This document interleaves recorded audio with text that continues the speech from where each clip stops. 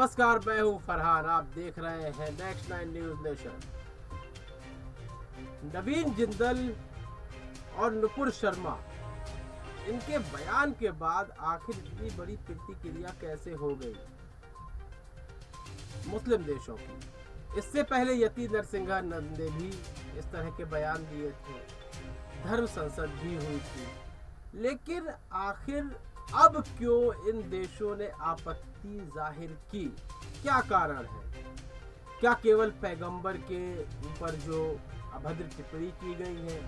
भारत में तो ऐसा कई लोग कर चुके हैं, फिर भी ऐसा क्यों हुआ? दरअसल यूएई ने मौजूदा समय में इस बात पर, जहां 15 देश शामिल हैं, इस्लामिक देश शामिल हैं, वहां यूएई ने भी रोष जाहिर किया, लेकिन इसके साथ बड़ी अहम बात कही जो गौर करने लायक है। यूएई ने कहा कि सभी धार्मिक प्रतीकों का सम्मान करना चाहिए भारत को, सभी धार्मिक प्रतीकों का। दरअसल हिंदुस्तान में लगातार ये जो घटनाक्रम चलते आ रहे हैं, इन चीजों पर सब ध्यान दे रहे हैं। यूएई की राजकुमारी भी लगातार ट्विटर में ट्वीट करती रहती थी। इतना ही नहीं, यूएई में काम करने वाले हिंदू समुदाय के लोगों ने जब अभद्र टिप्पणी की ट्विटर पर, तो उन्हें वहां से नौकरी से निकाल दिया गया, भारत वापस कर दिया गया। वह लगातार इन चीजों पर ध्यान दे रहे हैं। कहां से इन बातें शुरू होती है? 2014 के बाद गाय के नाम पर मॉब लिंचिंग, और मॉब लिंचिंग के दौरान उनसे धार्मिक नारे बुलवाए जाना। इतना ही नहीं, कई घटनाएं तो ऐसी भी घटित हो गई कि मुस्लिम होने के शक में हिंदू युवक को ही जान से मार दिया। ये भी घटनाएं सामने आई। और इसके आगे जब आप चलते हैं, रामनवमी का जुलूस आता है।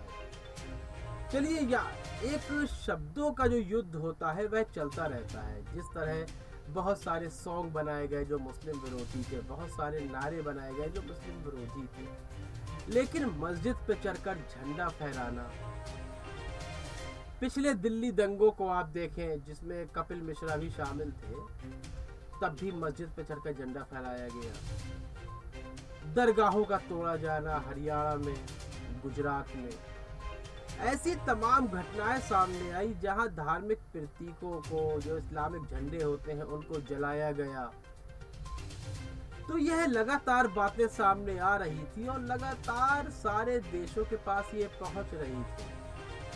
हद जब हो गई जब आप पैगंबर पर उंगली उठाते हैं, अभद्र टिप्पणी करते हैं।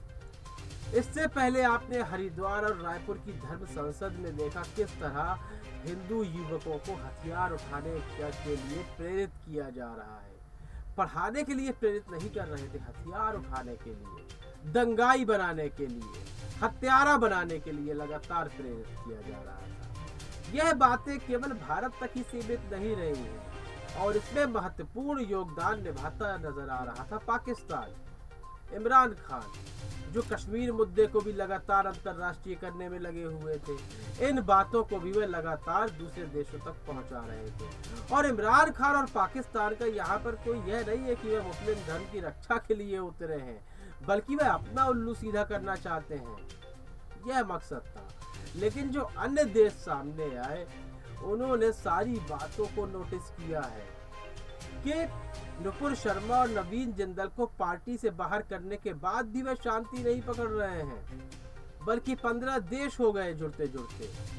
आने वाले समय में अभी और कितना विरोध होगा और कितनी आपत्ति जताई जाएगी। बहुत बड़ा सवाल है कि आप धार्मिक प्रतीकों का जो अनादर करते हैं, उसको लेकर यूएई ने बात कही है, केवल नुपुर शर्मा को लेकर के नहीं, पिछली बातों को भी उसने एक शब्द में कह दिया है। तो अब यहाँ पर सरकार का यही कर्तव्य बनता है कि वह इस तरह की घटनाओं को रोके। मुस्लिम समुदाय भले ही भारी मात्रा में बीजेपी के खिलाफ रहता है, यह तो लोकतंत्र का एक हिस्सा है, तो इसका यह अर्थ नहीं है कि आप उस समुदाय को निशाना बनाने लगे, बिल्कुल नहीं, वरना इस तरह की निंदा होती रहेगी, इस तरह की आपको बेइज्जती सहनी पड़ेगी। इस संबंध में आपकी राय महत्वपूर्ण है, अपनी राय देना बिल्कुल भी ना भूलें। कार्यक्रम को लाइक करें, ज्यादा से ज्यादा शेयर करें और चैनल को सब्सक्राइब अवश्य कर दें। तब तक के लिए इजाजत दीजिए, धन्यवाद। है।